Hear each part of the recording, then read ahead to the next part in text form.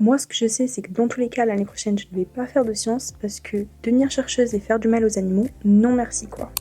Mais la recherche ne se limite pas à ça. Et c'est aujourd'hui, dans ce deuxième épisode d'Inside LCB, qu'on va te faire découvrir les coulisses d'un laboratoire de recherche.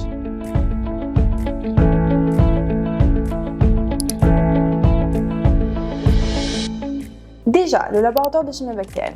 Qu'est-ce que c'est ? C'est une unité mixte de recherche créée en 1962 par Jacques Sénel. Mais ça, si tu as regardé nos anciennes vidéos, tu le sais déjà. Nous avons aujourd'hui ici avec nous Jean-Raphaël Fontino pour nous guider au sein du LCB. Mais concrètement, on fait quoi au laboratoire de chimie bactérienne ?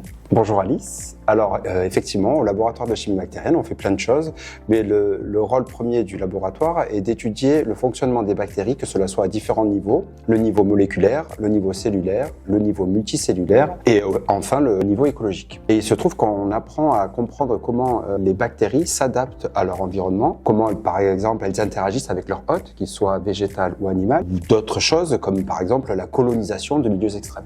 Et sur quel projet vous vous concentrez actuellement ?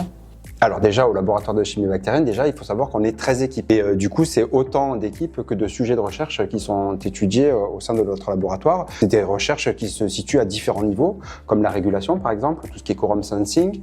Et nous avons des équipes qui travaillent sur ce sujet-là et qui étudient les mécanismes de régulation qui permettent notamment à la bactérie de s'adapter à son environnement. On a d'autres équipes qui sont, par exemple, intéressées dans la production de molécules bioactives, telles que de nouveaux antibiotiques ou, par exemple, des molécules qui pourraient être utilisées comme biocarburants. Ensuite, nous avons des équipes qui vont, par contre, plutôt travailler sur les relations entre les bactéries et leur hôte, que ce soit une relation de symbiose ou une relation de pathogénicité. Par exemple, on a aussi une équipe qui travaille sur la bactérie Myxococcus centus, qui, elle, est capable d'aller attaquer d'autres bactéries, ce qui donne des visuels en microscopie qui sont assez fascinant. Mais le LCB n'est pas composé uniquement de chercheurs, non ?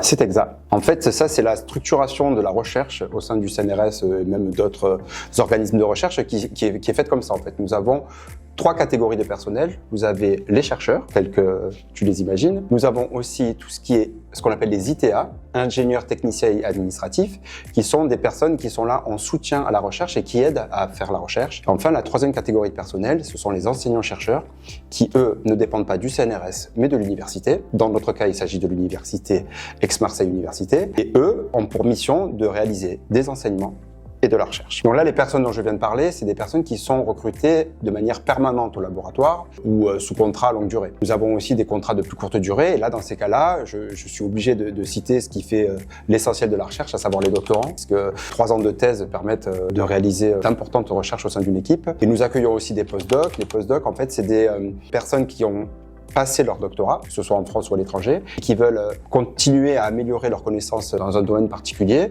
et qui donc réalisent un postdoc dans un laboratoire. Un postdoc peut durer entre 2 et 3 ans. Ça leur permet de poursuivre des recherches dans un même domaine, dans un domaine totalement différent et donc ainsi d'améliorer leur CV pour éventuellement être recrutés dans l'une des catégories que j'ai présentées tout à l'heure.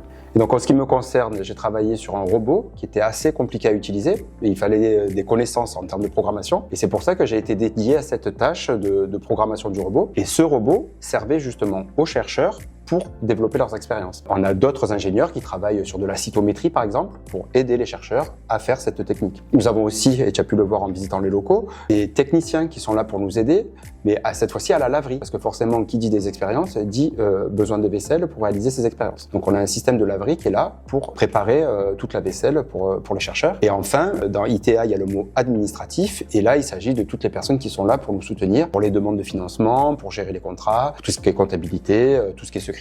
Et donc la recherche ne se ferait pas sans eux.